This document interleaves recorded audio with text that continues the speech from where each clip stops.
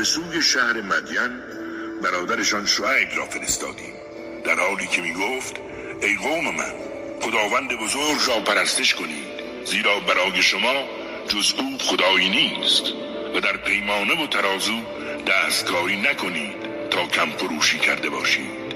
من خیرخواه شما هستم و بر شما از روزی که عذاب احاطتان کند بیمناکم. ای قوم من، با پیمانه و ترازو عادلانه عمل کنید و روی کالای مردم عیب مگذارید تا حقش را ادا نکنید و در زمین تباهی و فساد به راه نیندازید.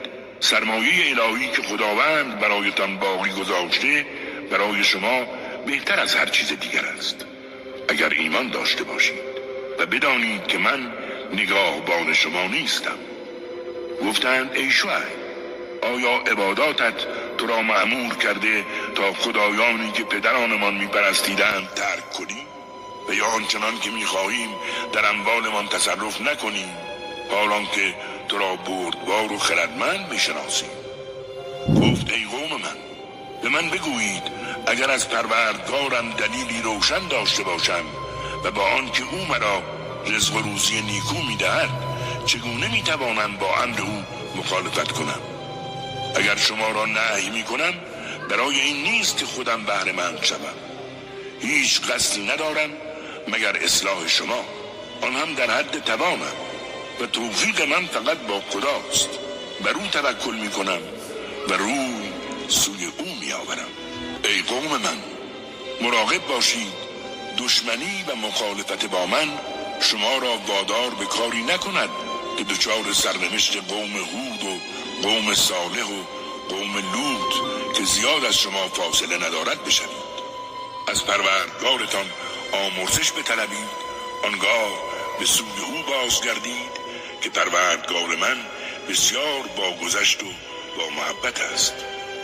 گفتند ای شعیب، بسیاری از چیزهایی که میگویی نمیفهمیم.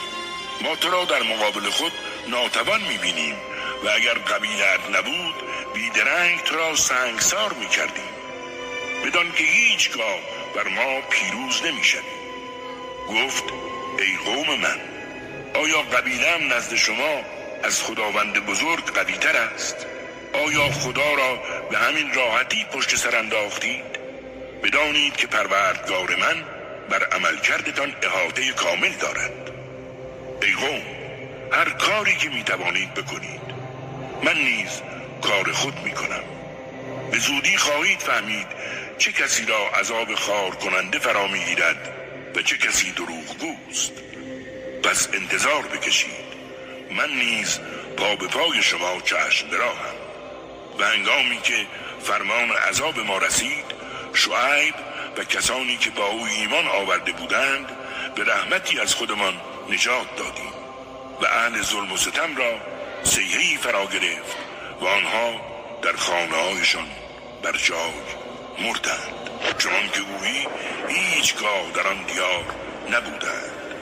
اهل مدین از